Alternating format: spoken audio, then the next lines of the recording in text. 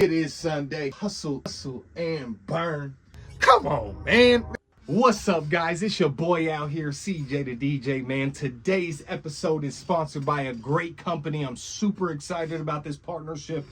The Impact Co, guys. The Impact Co, all about elevating yourself, empowering others. You guys know that's what I'm all about. We chat about it on the pod all day while you listen to me blabber, man. But they have a product available called the IT Band. It stands for Internal Toughness and Inner Torch, okay? They have their red band available for order right now, guys. You can buy one for $5 or 2 for $11. If you get the 2 for $11 bundle, it comes with a third band, which is white, okay?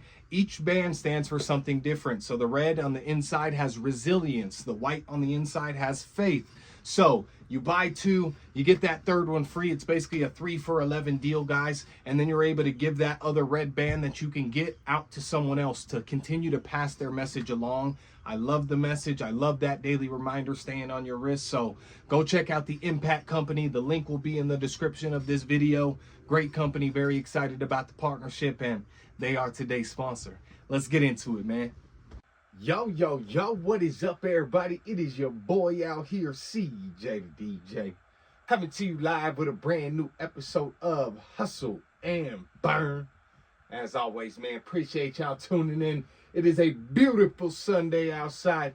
Hopefully everybody had a great weekend. Hopefully we can end it off right, you dig? Appreciate y'all tuning in, man.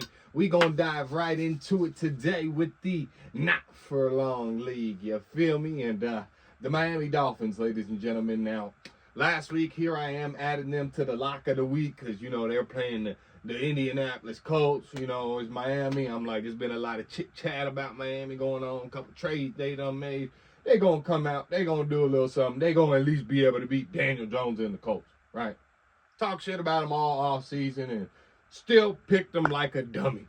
Still picked the Miami Dolphins like a goddamn dummy, man. Let me read some stats.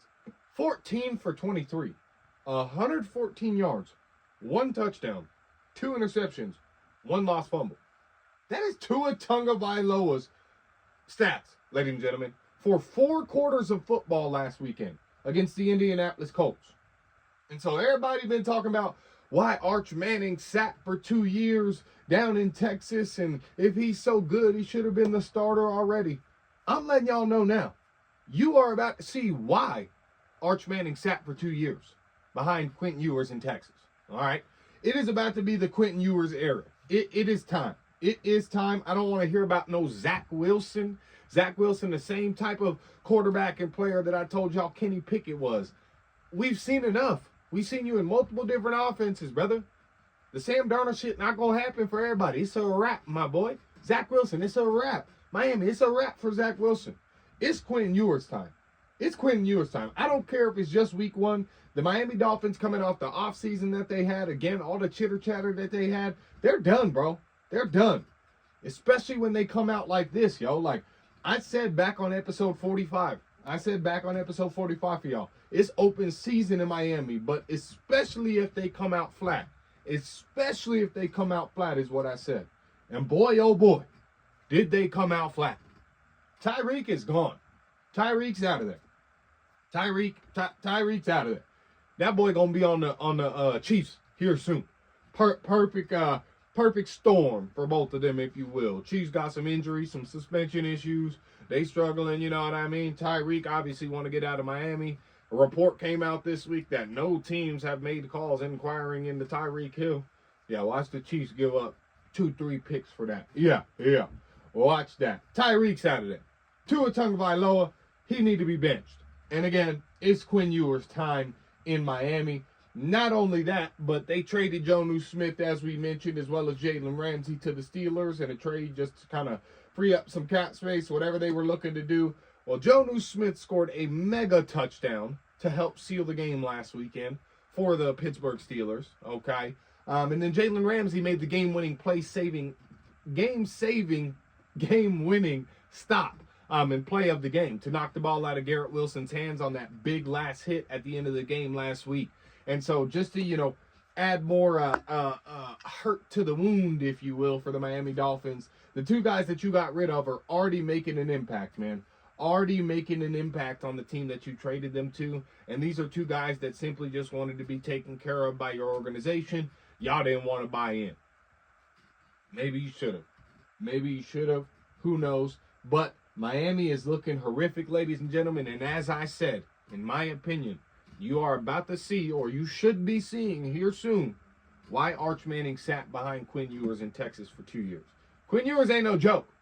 And I think he's going to translate pretty well to the NFL if he gets the opportunity. I think Mike McDaniels has to give him the opportunity again.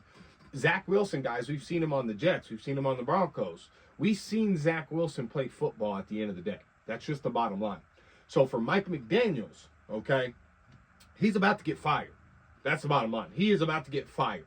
If he's not fired mid-season, he's going to get fired at the end of the season.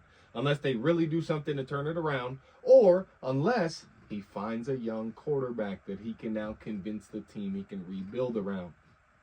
You got the rookie Quinn Ewers. He had a guy like Arch Manning, who everyone's hyping up. Not really anymore. People starting to see through the cracks there. I told y'all. But you got Quinn Ewers, man. And I think that's the only way, realistically, that Mike McDaniels doesn't make an exit from the Miami Dolphins. Okay? The reality is he needs to get behind that young quarterback. He needs to start him and hope something clicks. Hope something clicks with Quinn Ewers. Hope that I'm correct. And Quinn Ewers has success in the NFL and translates well. And Mike McDaniels can win some football games with him at the helm.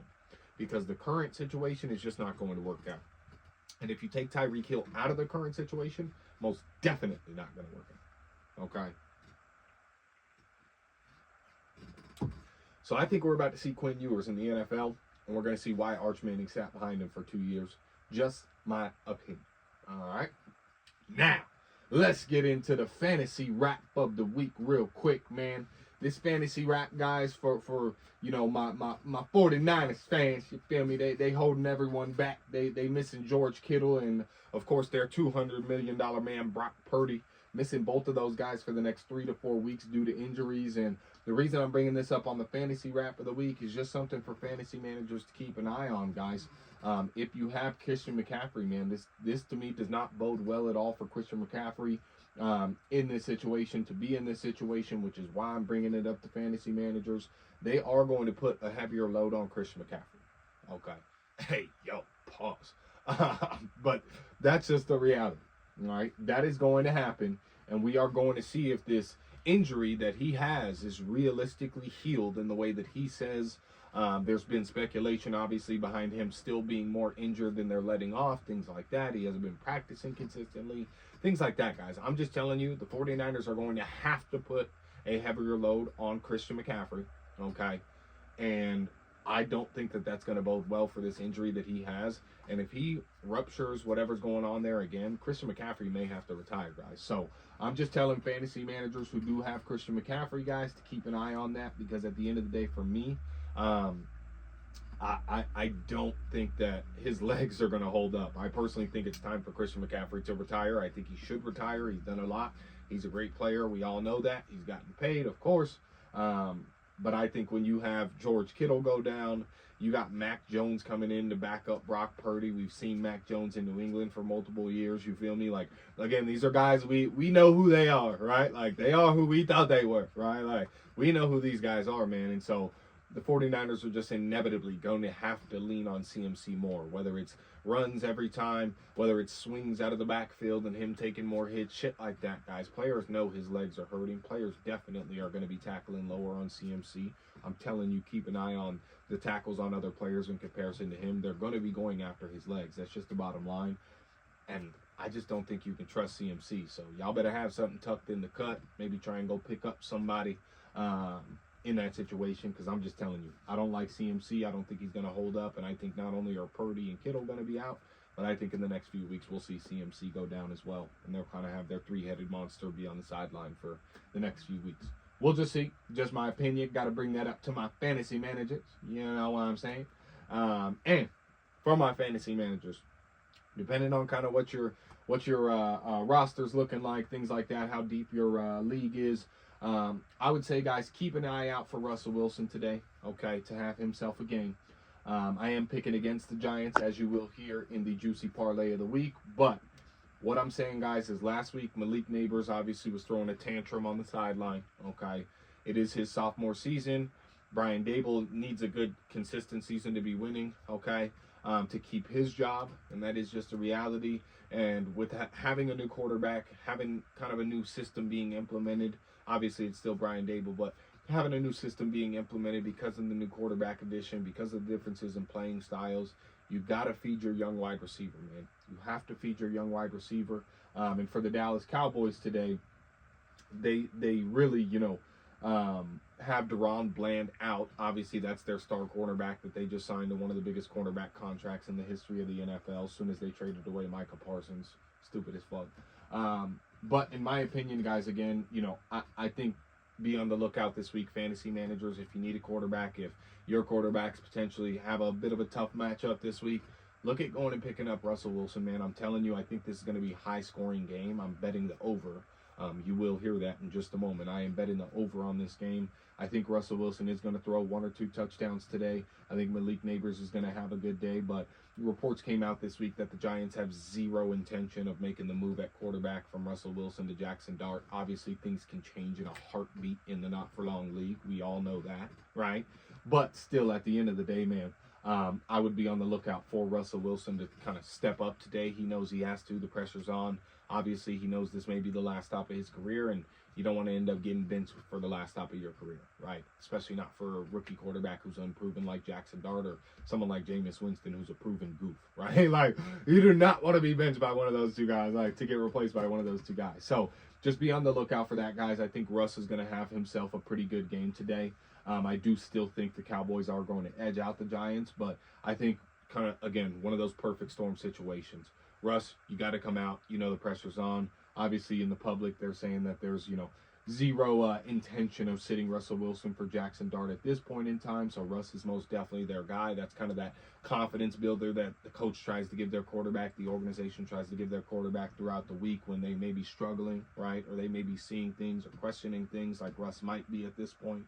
They throw that out there in the media to say, hey, man, you're our guy. We're going with you. We're sticking with you. It also sends the message subtly to Malik Neighbors that you better shut the fuck up and figure it out, my guy, because this is the guy that we're going with, and we're not going with Jackson Dart. So, period, point blank. You feel me? So, fantasy managers, just be on the lookout for that. If you need kind of a plug-and-play quarterback and Russell Wilson isn't picked up in your league, I think Russell Wilson's going to have himself a day today with at least 1 to 2 touchdowns throwing.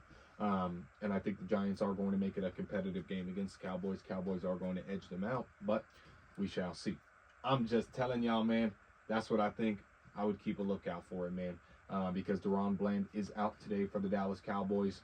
I know they had like Malik Hooker that was questionable. He was kind of off and on, light practicing all week. So a couple key pieces on the Cowboys defense that are missing today, guys, for the pass game. So I think that bodes well for Russell Wilson. If you have Malik Neighbors in your league, I think that should bode well for him. We shall see, man. We shall see. We shall see, man. Let's keep it pushing. Let's keep it moving, man. We gonna get into the sports bets, you feel me? It is your boy out here, man. Every NFL chat and conversation we have on this pod is sponsored by the one, the only ORSBC, guys. This is the hottest Raiders football club in the state of Colorado, the hottest football club, period. All right. This year they are located down at Sueños Cantina. Brand new bar, picture perfect timing. You feel me? So come down, guys. Guess what? You can meet us there today. Yes, today. Come on down. Scrub your ass. Get in the shower. Do whatever you need to do. Lace up them shoes. Come on down, man. ORSBC.Denver. Go look us up. Go see the events. Go see the themes that they're having this year. Best club in the box state. Shout out to them for sponsoring the pod, baby. Let's get back to it. As you guys just heard, man, all these sports bets are sponsored by ORSBC. Hottest football club in the state of Colorado, guys. This year they are located at Sueños Cantina. Hottest spot, hottest new spot, you feel me? This week, guys, they won't be there, obviously, today on Sunday, but they will be there tomorrow. The Raiders play the Chargers on Monday night to end the week. About to be a beat down. We shall see. Now it's going to be a good game. But at the end of the day, man, Go check them out at Sueños Cantina, guys. This club is coming up. They piled in 120 people in week 1, and that number's looking to literally double. Because the word is out that this spot, this location, this club, it is something different, man. I'm telling y'all, it is something different. The atmosphere, the energy, it's a good time, man. It is a good time, man. Last week, man, for these sports bets, it was rough. It was rough. You know, I told you, I didn't think the Colts would come out the way they did last week against Miami Dolphins. So we got torched on the lock of the week last week. And the juicy parlay, that was just god awful last week, to be honest with y'all. But at the end of the day, you know, I am the annoying boyfriend that your sister, your mama, your cousin just can't get rid of. You feel me? Because guess what?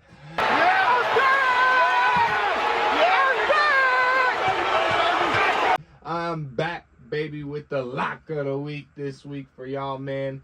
There is a ton of toss-up games this week, guys. Ton of divisional games, realistically. But here's my 4 picks that I think are the locks of the week this week. And at the time of this bet, guys, the odds on this were plus 511. You can go catch for my FanDuel people plus 30%, plus 50% profit boost on certain things today. So go do that if you would like.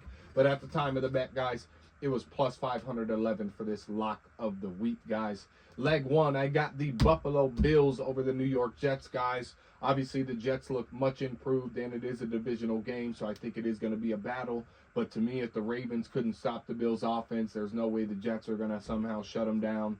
And honestly, I'm tired of betting against Josh Allen. Like, I got major PTSD from last week. I'm just tired of betting against Josh Allen and Buffalo Bills. All right?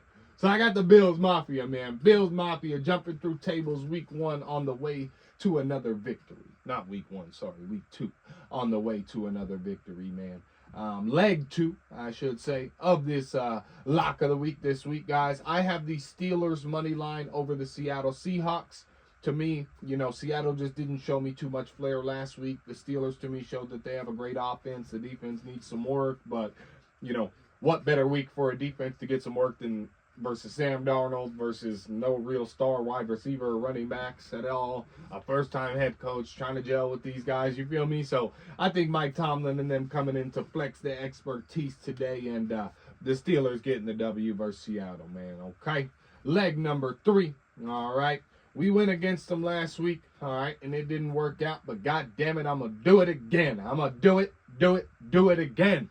I'm going to go against them again. I got the Denver Broncos money line shutting down Danny Dimes and the Colts, man. Broncos money line, showing them where the Colts really belong on the chart of good teams in this league, and I think the Broncos getting a W, man. That defense shutting down Danny Dimes. Donkeys, don't let me down. Don't let me down, donkeys. All right? All right? Now, 4th leg of this lock of the week. I actually think, guys, this is going to be the best and most competitive game of the week, in my opinion. I have the Los Angeles Chargers beating the Las Vegas Raiders in a very close game. Very close game. Both teams are obviously much improved. Both teams have momentum with their coaches and their teams overall, but I think the Chargers do get the slight edge, man, and they use that slight edge to take a slight victory over the Raiders on Monday night to end the week, man. That's just my opinion, all right? But that's the lock of the week. Again, plus 511 odds, so go lock that in, man. Go lock that in. Bills money line, Steelers money line, Broncos money line, and the Chargers money line, ladies and gentlemen. Now let's get to the juicy parlay of the week for y'all, man. Y'all know how these juicy parlays work. For those that don't know, every juicy parlay that we put out on the pod is going to be plus 1,000 odds or more. This 5-leg juicy parlay, guys, at the time of the bet, the odds were plus 1,641. So go lock it in. Go lock it in, man. We going to spin the block for leg 1. We going to come to the Denver Broncos, and I am going to choose the Denver Broncos, guys, to actually cover the spread. It was minus 2.5. Like I said, last week was kind of their rusty week. This week, I think Denver is going to put on a show. I really do think Denver is going to put on a show versus the Indianapolis Colts. Just my opinion, but I got them covering the spread of minus 2.5. All right. Leg number 2 of the juicy parlay. I got under 40.5 on the San Francisco versus the Saints. I don't think because both quarterbacks are out that the defense are just going to kind of lay down and let the score run up in this game. So I'm taking the under 40.5 in this game. I don't see both teams scoring 3 touchdowns. I'd say, probably that amount over the full game is realistic, plus 1 or 2 field goals, like, combined. And they finish under 40.5 in that game, man. I think it's just going to be a little bit of a sloppy game, a little bit of a slow-moving game at the end of the day. So I'm picking the under 40.5 for San Francisco versus the Saints. Leg number 3 of the juicy parlay of the week for y'all, man. It's the Giants and Cowboys. I have this game, guys, going over 44.5. As I mentioned, both defenses, kind of struggled to stop the run game last week. The Giants did a little bit better, in my opinion, than the Cowboys did last week. But I'm definitely going with this game over 44.5. I think, again, Malik Neighbors is going to have himself a day. Russ is going to have himself a day. Dak's going to be being Dak. CD is CD. George Pickens is going to get more open versus this team than he was last week, even more so. So I got this game, guys, going over 44.5 for the third leg of the Juicy Parlay. The fourth leg of the Juicy Parlay, guys, Detroit Lions over Chicago. All right. And I'm going to just take the money line in this game. Detroit money line over the Chicago Bears. After watching Chicago, guys, and to me, the lack of improvement from Caleb Williams, I made bet against them every single week. Real shit. Like, I think Detroit obviously came out flat last week, but that's to be expected when you lose your OC and DC in one specific cycle. Right? So I do think that this week is kind of a statement week for them to say, NFL, we're still here. We're still the Lions. We still got the firepower. We still basically have the same exact team, right? Like, even though we lost the coordinators, obviously we lost Ben Johnson. It's also a big game for that in that situation. But I think just due to Caleb Williams, man, he looks god-awful. He looks unimproved, and he just seems like a big baby that doesn't want to do anything to kind of improve his team and overall standing and stature. So just can't fuck with it. Can't fuck with him. So I got Detroit money line over Chicago, man. Now, the fifth leg, ladies and gentlemen, of this juicy parlay for y'all. I am going to take Pittsburgh Steelers -3. As mentioned, Seattle didn't show enough to me, and IDK, if they really, even have the offensive firepower, realistically, to kind of keep up with the Steelers. Obviously, at this point, as I mentioned earlier in reference, the Steelers do have a better offense at this point in time, right? And so I just think they're going to kind of pummel Seattle in their defense today, as Seattle kind of works to gel, man. So that is the juicy parlay of the week for y'all, ladies and gentlemen. Again, odds at the time of the bet, plus 1,641. Here are the 5 legs. Go lock them in if you haven't already. Broncos money line, under 40.5 for San Francisco, New Orleans. Over 44.5 for the New York Giants versus the Dallas Cowboys. Detroit money line versus the Chicago Bears. And -3 for Pittsburgh and Aaron Rodgers to cover the spread in their game, man. That is what I got for y'all for the lock of the week, the juicy parlay of the week, the not for long league of the week, man. We gonna get into some quick music this week. Thugger, Young Thug. Y'all know we've been chopping it up about Young Thug a lot. He dropped a new track this week titled I Miss My Bros, and he addressing so much on this track, y'all. Really, like, I probably could have done an entire podcast episode on this single track because of the shit that he addressed. Low-key, this track is extremely hard. This track is fucking fire. This track is fucking fire. All right? But I'm going to kind of keep it limited to y'all going into it. Really, it's clear that these leaked phone calls from Young Thug while in jail fucked some shit up in Atlanta. Whoever leaked it, the feds, Gunna, whatever. I told y'all I had a theory. I think it's the feds at the end of the day. I think that shit worked, man. Atlanta is clearly in shambles. He says Lil Baby is not picking up his calls anymore. Mentions and references how he tried to get Future, Metro, and Drake on the phone to squash their shit. Says he has Drake and Future on another mission right now and hopes it works out. Not too sure what that's about, but I'm interested in that. He speaks on 21 Savage in him, Gucci in him, Future, and how he looked up the Future. This was just a crazy track, man. He basically addresses, again, every single person that was involved in kind of the jail calls. And to me, again, guys, this is the type of music, I mentioned it, I referenced it, especially when Lucci got out. This is the type of music, if you haven't heard it yet, go peep Young Thug, I Miss My Bros, available on all platforms. This is the type of music Thugger should have been dropping when he got released. instead of jumping right back into that rapper, hard. It just was never going to work. This is what people want to hear. It's raw, it's real, it's vulnerable, and he's speaking on specifics, man. He might have said too much on a little bit of this. Might have some more motherfuckers mad at him. I don't know. But man, this was just crazy. And if you haven't peeped again, go peep that. And I'm gonna end it off this week, ladies and gentlemen, chatting about the GOAT. Just doing GOAT things, man. The GOAT doing GOAT things. Even when you think he ain't popping right now, or even when you listen to a track and you think it ain't hot, Drake's new track, Doghouse, featuring Yeet Guys, is currently going viral on TikTok. Yesterday, it was the highest streamed song on Spotify, period. Drake cannot be beat, man. And his fire cannot be extinguished, guys. All right? So that's my message for all y'all today. This is my message for all of y'all today. Even when the chips are down, when people ain't believing in you, when everybody trying to count you out, when everybody trying to turn their back, as Young Thug said about Drake, real niggas don't say, real niggas just do. And I learned that from you. Go be great. Go make others great. And have yourself a wonderful Sunday. This has been an episode of Hustle and Burn. We have.